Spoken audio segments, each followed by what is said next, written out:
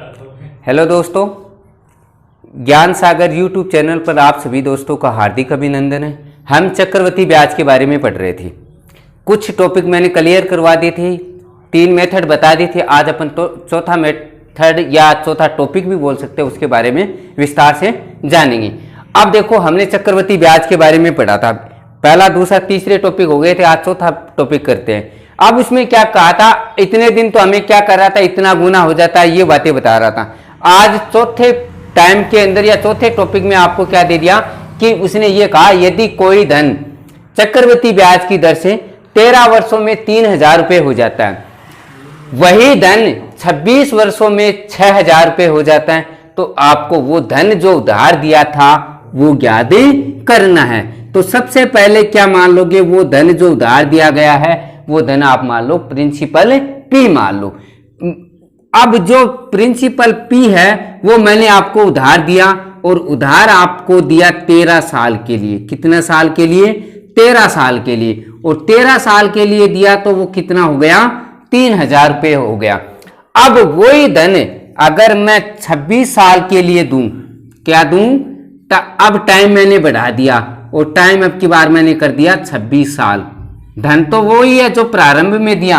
अगर वही धन मैं 26 साल के लिए देता हूं तो मेरे पास टोटल चक्रवृद्धि ब्याज की दर से जो धन प्राप्त होता है वो मुझे कितना प्राप्त होता है? 6,000 रुपये प्राप्त होता है। तो हमें वो धन जो उधार दिया वो ज्ञात करना है। अब देखो, यहाँ एक चीज आप अच्छी तरह से देख रहे हो कि जब प्रारंभ में धन दिया तो कितने साल के लिए दिया जाता है? 13 साल के लिए दिया जाता है। अब वही धन प्रारंभ से अगर लास्ट तक देखे तो 26 साल तक दिया जाता है। तो दूसरे धन और लास्ट के धन के बीच में 13 साल का गैप होता है कि नहीं होता? आई बात समझ में?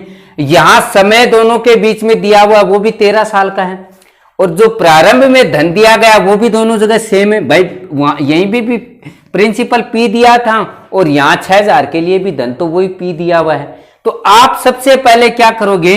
अब क्या करोगे? सबसे पहले आप इसका जो धन दिया गया है दोनों में, आपको ऐसे भी कह सकते हो, अगर मैं 3,000 रुपये 13 साल के लिए आपको दूं तो 13 साल बाद में चक्रवृद्धि ब्याज की दर से मुझे 6,000 रुपये मिल जाते हैं, ये भी कह सकता हूं। तो मुझे जो दोनों दिए हुए हैं इन दोनों धनों का क्या निकाल लेना चाहिए? अनुपात निकाल लेना चाहिए। अनुपात निकालूंगा तो देखो, 0 से 0, 3 0 इधर है, 3 0 ये कैंसिल हो गई, ये 3 है, इधर 6 बची, तो 6 में 3 का भाग जाता तो 3 एकम तो 3 आ गया, और 3 दूनी क्या आ गया? 6 आ गया। आई बात समझ में? इसको मैं काटूंगा तो 3 0 से 3 0 कट गए, लास्ट में 3 से काटूंगा तो 1:2 आ गया। अब क्या करूं? यहां देखो, यहां कितना दिया हुआ टाइम पीरियड? 13 साल, और यहां टाइम कितना दिया? 13 साल। तो जो अनुपात यहां निकल के आया वही अनुपात यहां निकल के आएगा कि नहीं आएगा? क्योंकि धन भी सेम है, चक्रवृद्धि ब्याज की जो रेट लग रही है वो भी सेम लग रही है, और जो समय है वो भी सेम है, तो अनुपात भी दोनों जगह सेम होगा। तो यहां जो धन का अनुपात निकल के आया वो भी यहां आया।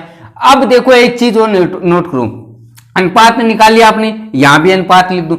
अब वो धन कितना हो जाता है? 3,000 हो जाता है। तो मैं अब ये ऊपर वाली भूल जाना, आप इसको भूले जाना एक बार। अब अनुपात आप ये मान के चलना 1:2 है। अब मैं ऐसी संख्या सोचूं कि 3,000 कब आए मेरे को, मैं 3,000 कब लाऊं? कोई गणित नहीं लगानी भाई। मैंने 1500 से गुणा कर दिया तो मेरे पास धन 3,000 रुपये हो गया कि नहीं हो गया?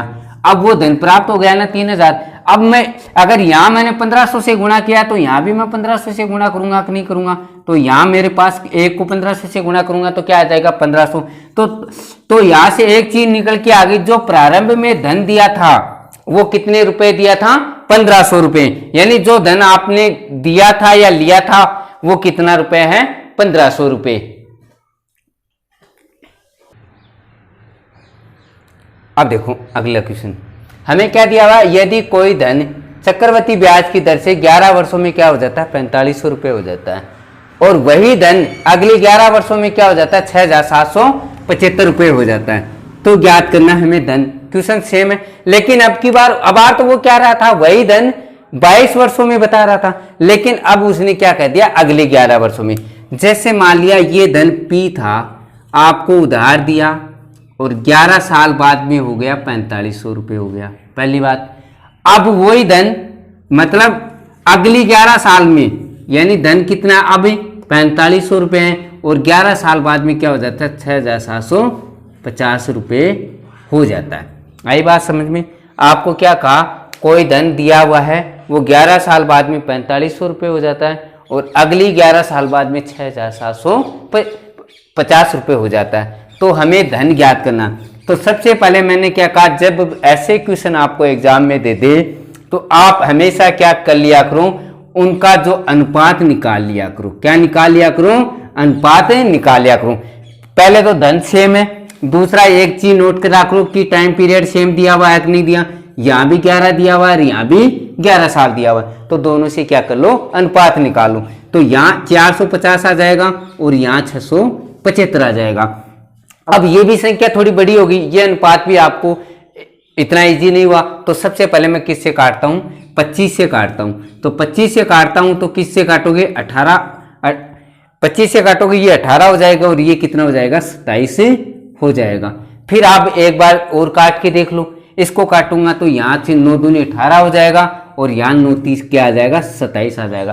तो ये सबसे सिंपल अनुपात निकल के आ गया। आप अनुपात में जब भी कभी लो तो अपन क्या लेते हैं, सबसे सिंपल अनुपात लेते हैं। अब ये अनुपात जो निकल के आया आपके पास वो बहुत ही सिंपल अनुपात निकल के आया। अब कहने का मतलब अगर यहाँ 2:3 है तो यहाँ भी जो धन होगा वो 2:3 में होगा कि नहीं होगा, क्योंकि धन तो वही है, सेम है, प्लस टाइम भी सेम दे रखा है, तो अनुपात दोनों जगह सेम होगा।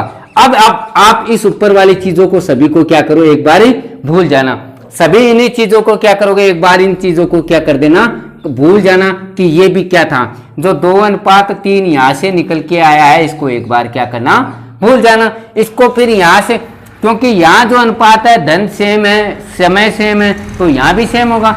अब मैं क्या करूंगा, अब मेरे को एक बात करनी पड़ेगी कि ये 4500 लाना पड़ेगा, क्योंकि क्या कह रहा है कि 11 साल बाद में वो 4500 आ रहा, तो मैं ऐसी कौन सी संख्या से गुणा करूं, ये नीचे वाली, क्योंकि ये अनुपात निकल के इधर से आ गया। और जब भी आप अनुपात लिखोगे तो पहले प्रारंभ वाली संख्या से तो स्टार्ट करोगे, तो ये चीजें निकल के आ गई।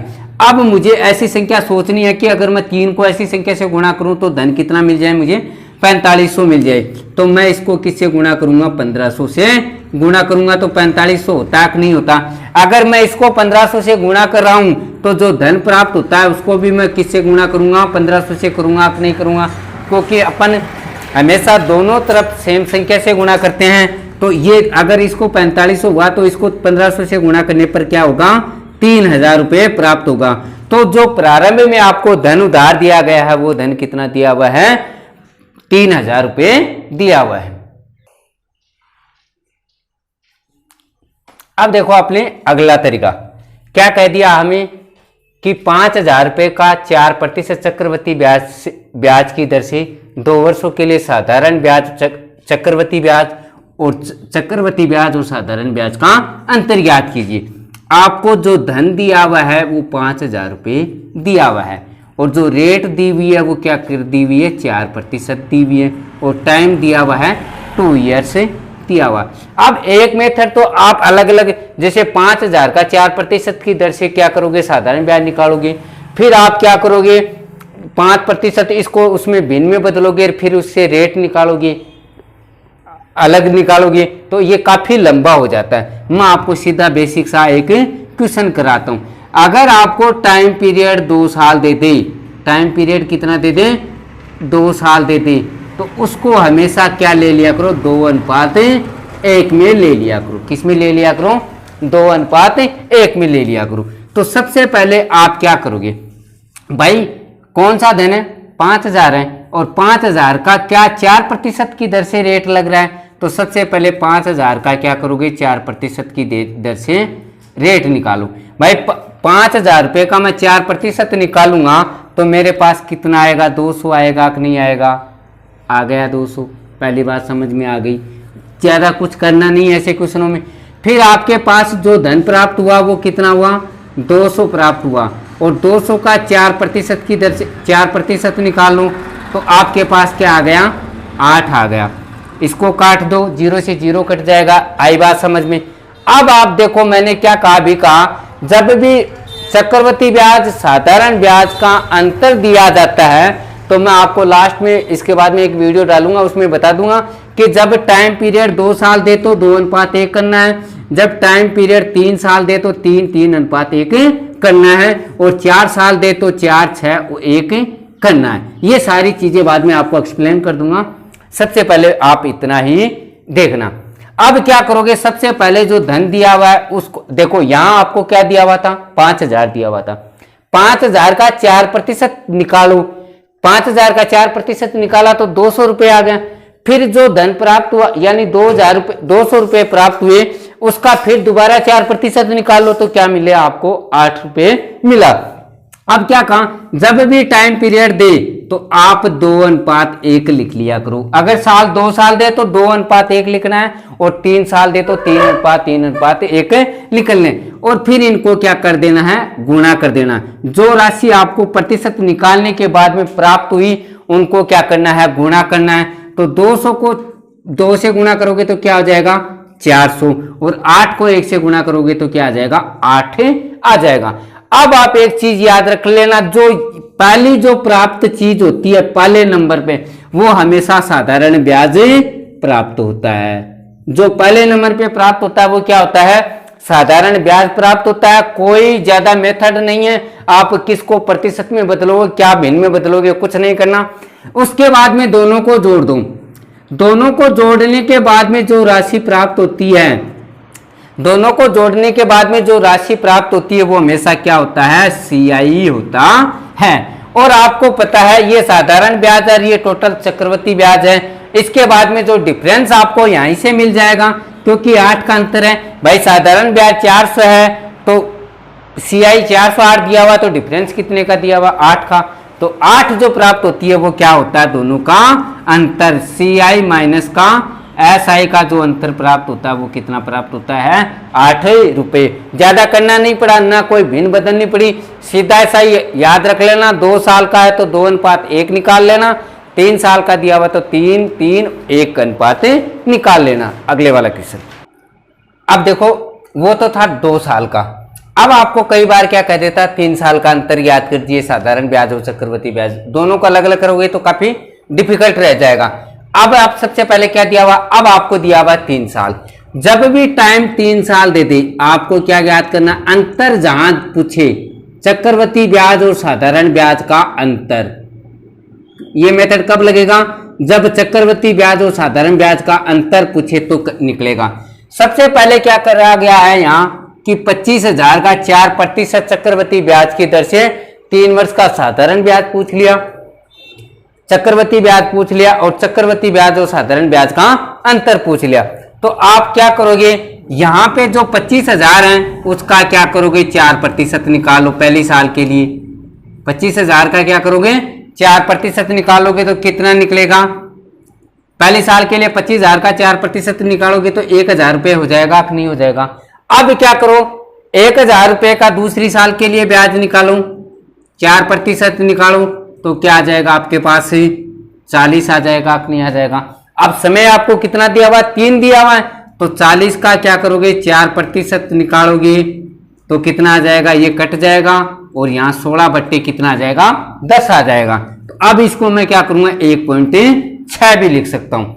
मैंने ये इसलिए लिखा है क्योंकि अब की बार टाइम पीरियड कितना दिया हुआ, 3।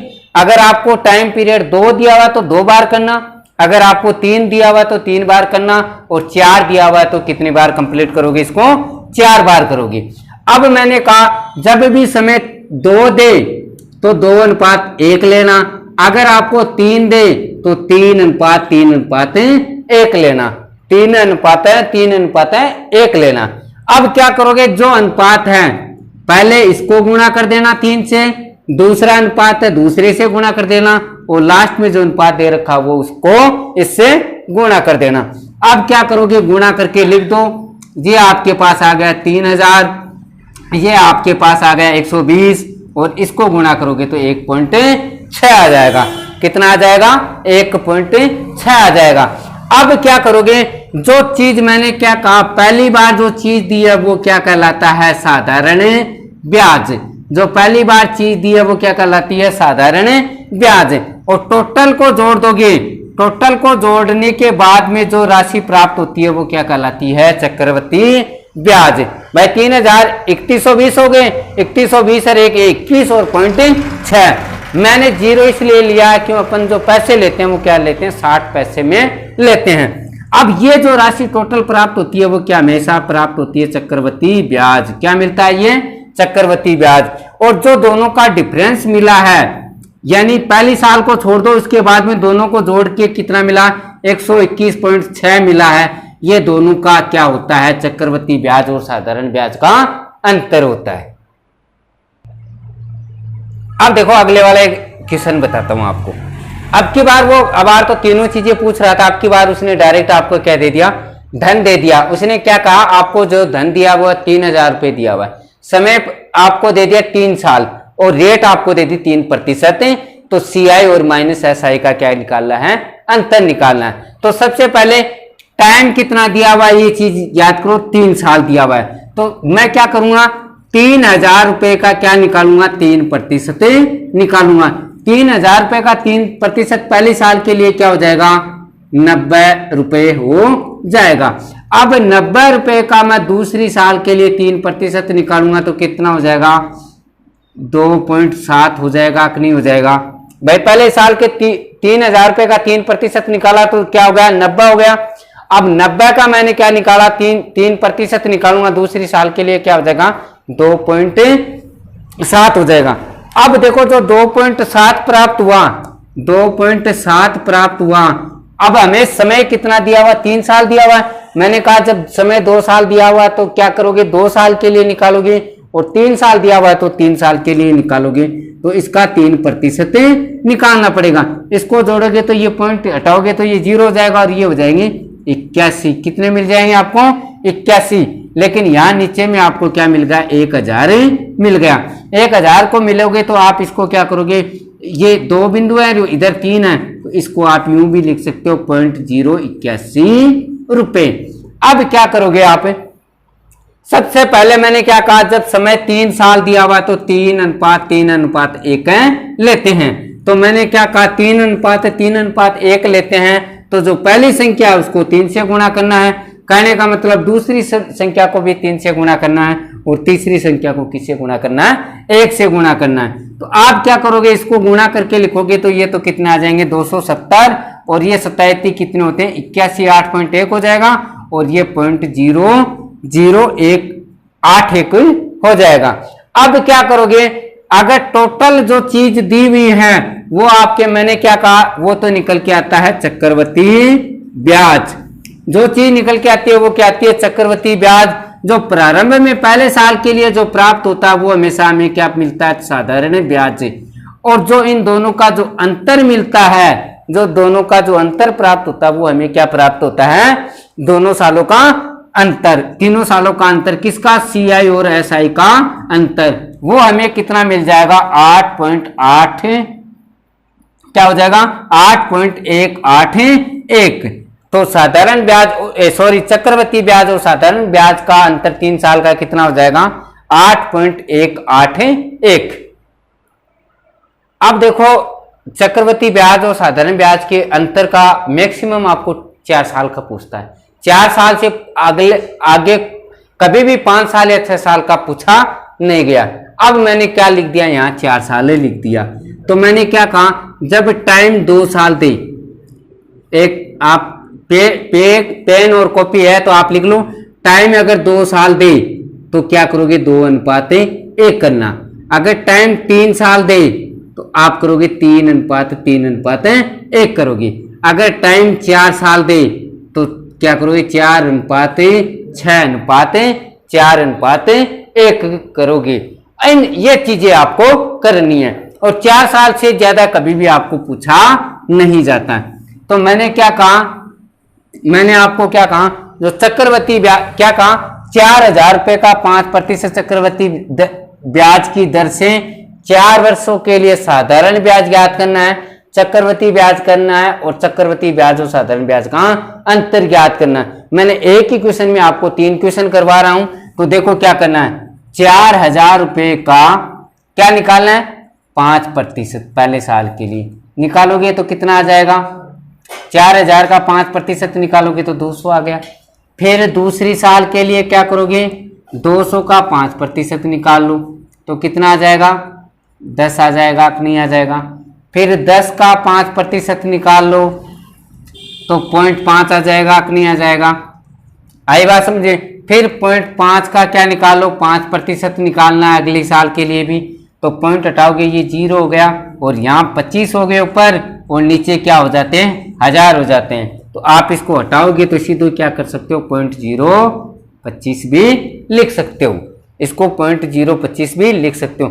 अब जो चीज आपको दी हुई है, जो चीज आपको दी हुई है उसको क्या करना है, गुणा करना है। मैंने क्या कहा, 4 साल के लिए दिया जाता है तो आप क्या करोगे, किससे गुणा करोगे, 4 6 4 1 से गुणा करोगे। इसको गुणा करोगे तो ये तो क्या हो जाएंगे 800 रुपये, इसको गुणा करोगे तो ये क्या हो जाएंगे 60 रुपये, इसको गुणा करोगे ये क्या हो जाएगा 2 हो जाएगा। 0.20 होता है, फिर पॉइंट हटेगा, 0 हटा देंगे तो 2 हो जाएगा और इसको करोगे तो 0.025 हो जाएगा।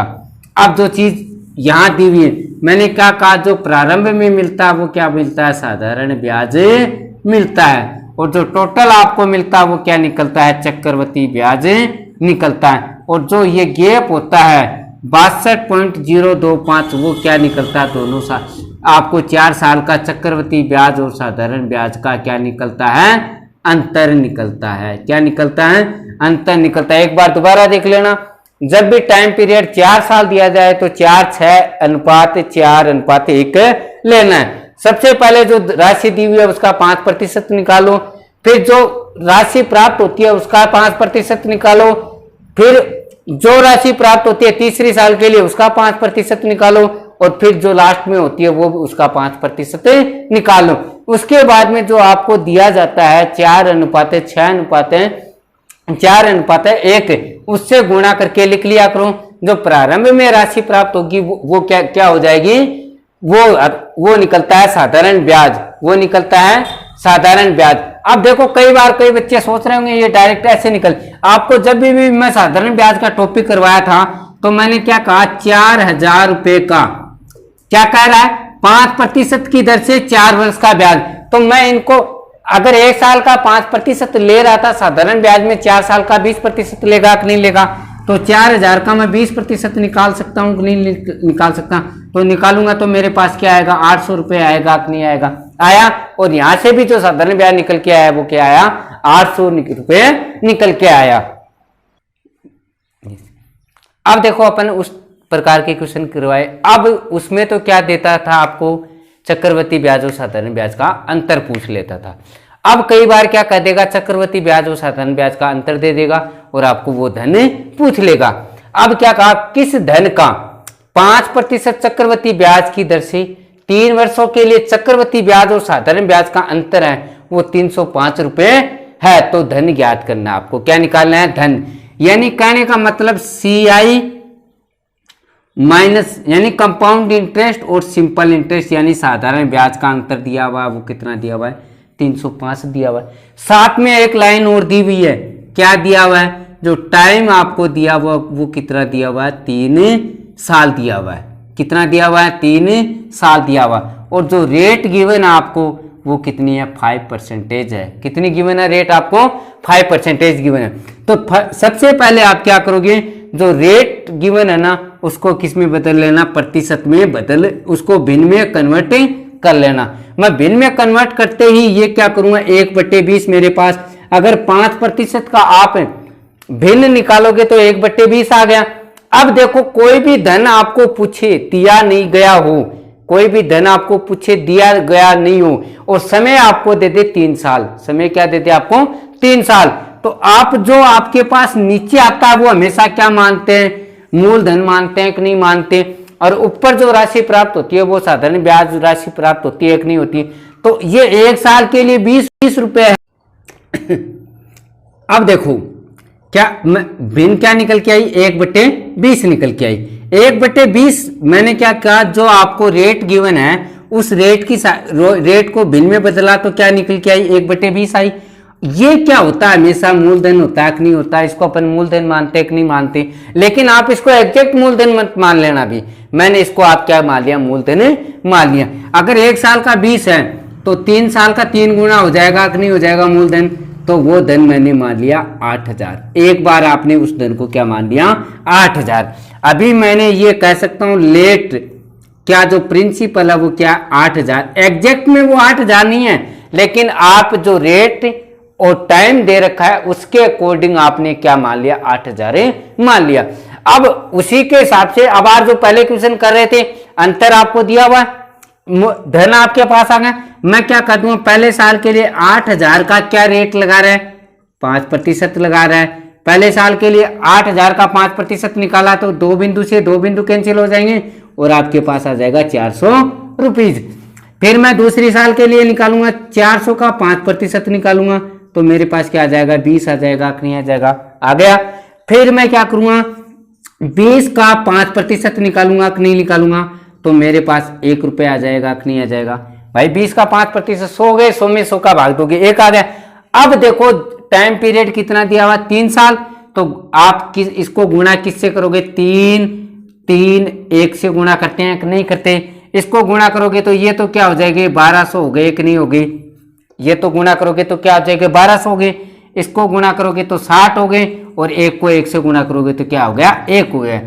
अब देखो उसने जो चीज यहाँ कंडीशन दी है उस कंडीशन को आप क्या करना, हल करना, बाकी को चीज ये ऊपर वाला साधारण ब्याज दिया यहाँ कहीं नहीं दिया, सिर्फ हमें उसने एक कंडीशन दी है कि दोनों, ये तो क्या होता है हमेशा साधारण ब्याज होता है कि नहीं होता, ये टोटल जो 1261 रुपए निकल के आएगा वो क्या निकल के आएगा, आप क्या आपके पास चक्रवृद्धि ब्याज, ये चीज भी उसने नहीं दी। लेकिन उसने क्या कहा, अंतर दिया हुआ है, अगर साधारण ब्याज 1200 है, चक्रवृद्धि ब्याज कितना है 1261 है, तो चक्रवृद्धि ब्याज और साधारण ब्याज का जो अंतर है CI माइनस का SI अंतर कितना है 61 आ गया।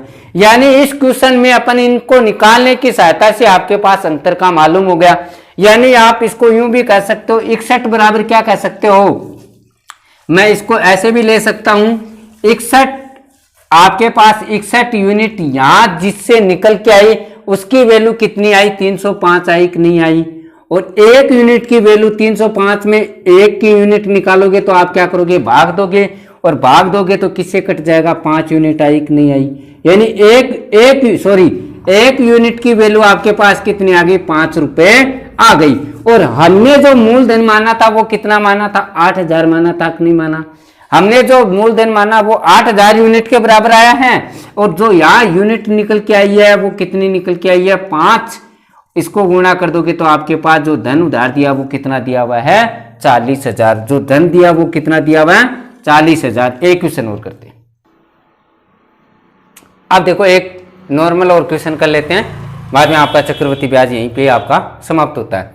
अब उसने क्या कहा, अब की बार उसने कहा किसी धन का 10% चक्रवृद्धि ब्याज की दर से 3 वर्षों के लिए जो चक्रवृद्धि ब्याज और साधारण ब्याज का अंतर है वो कितना दिया हुआ है 124 रुपए दिया हुआ है। CI माइनस का SI जो दिया हुआ है वो कितना दिया हुआ है 124 रुपए दिया हुआ है। आपको क्या ज्ञात करना है, वो धन ज्ञात करना है। क्या ज्ञात करना है, वो धन ज्ञात करना है। सबसे पहले जो रेट गिवन है उसको किस में बदल लिया करो, भिन्न में बदल लो, तो 1/10/100 आ जाएगा, भिन्न में बदलोगे तो क्या हो जाएगा 1/10 आ जाएगा। आई बात समझ में। समय कितना दिया 3 साल, तो 3 साल को जो नीचे दिया हुआ होता है वो क्या होता है मूलधन, जो नीचे देते हैं वो मूलधन, और 3 साल के लिए गुणा करोगे तो ये क्या आ जाएगा 1000 रुपए आ जाएगा, या 1000 यूनिट भी कह सकते हो, क्योंकि अपन इसको मान रहे हैं। तो हमने जो धन था लेट प्रिंसिपल कितना मान लिया 1000 रुपये। आई बात समझ में। 1000 रुपये का पहले साल के लिए चक्रवृद्धि ब्याज किस रेट से लग रहा है 10% तक, तो 1000 का 10% निकालोगे तो क्या निकल के आएगा 100 निकल के आएगा। फिर 100 का 10% निकालोगे, 100 का 10% निकालोगे तो क्या निकल के आ जाएगा 10। आई बात समझ में। फिर 10 का 10% निकालोगे, 10 का 10% निकालोगे तो क्या आ जाएगा 1 आ जाएगा। अब समय कितना दिया हुआ 3 दिया हुआ है, और मैंने कहा जब भी समय 3 साल दे देगा 3 अनुपात 3:1 होता है। तो इसको जो अनुपात है उससे क्या कर लिया करो, गुणा कर लिया करो। इसको किससे गुणा कर लिया करो, अनुपात से। अनुपात से गुणा करोगे तो ये 300 हो गए, ये 30 हो गए और ये क्या हो गया, 1 हो गया। अब जो चीज आपको दी हुई है वो याद रखनी है। ये मैंने क्या कहा, जो पहले प्राप्त होती है वो क्या होता है, साधारण ब्याज मिलता है। और जो टोटल मिलता है वो क्या मिलता है, चक्रवृद्धि ब्याज मिलता है। क्या मिलता है, चक्रवृद्धि ब्याज मिलता है। और जो अंतर होता है वो क्या होता है, चक्रवृद्धि ब्याज और साधारण ब्याज का अंतर होता है। चक्रवृद्धि ब्याज और साधारण ब्याज का अंतर। अब आपको अंतर कितना दिया हुआ है, अब जो अंतर दिया हुआ है इस क्वेश्चन में अंतर पूछा है, अंतर यहां से कितना निकल के आया, 31 यूनिट। यानी आपके पास जो 31 यूनिट की वैल्यू आई और यहां कितना दिया हुआ है, 124 दिया हुआ है कि नहीं दिया हुआ। 31 यूनिट की वैल्यू कितनी है, 124। तो 1 यूनिट की वैल्यू निकालोगे तो क्या करोगे, 124 में 31 का भाग दोगे कि नहीं दोगे, दोगे तो किससे कटेगा, 4 से कट जाएगा। 1 यूनिट की वैल्यू आपके पास कितनी निकल के आएगी, 4। और हमने जो प्रारंभ में धन माना था वो कितने यूनिट माना था, 1000। और 1 यूनिट की वैल्यू कितनी आ गई, 4। तो जो धन हो गया वो कितने हो गया, 4 गुना हो जाएगा कि नहीं हो जाएगा। तो टोटल जो धन उधार दिया या उधार लिया वो कितना दिया हुआ है, 4000 रुपए। ये आपका चक्रवृद्धि ब्याज का क्वेश्चन यही समाप्त होता है। अगले सेशन में आप अपन पढ़ेंगे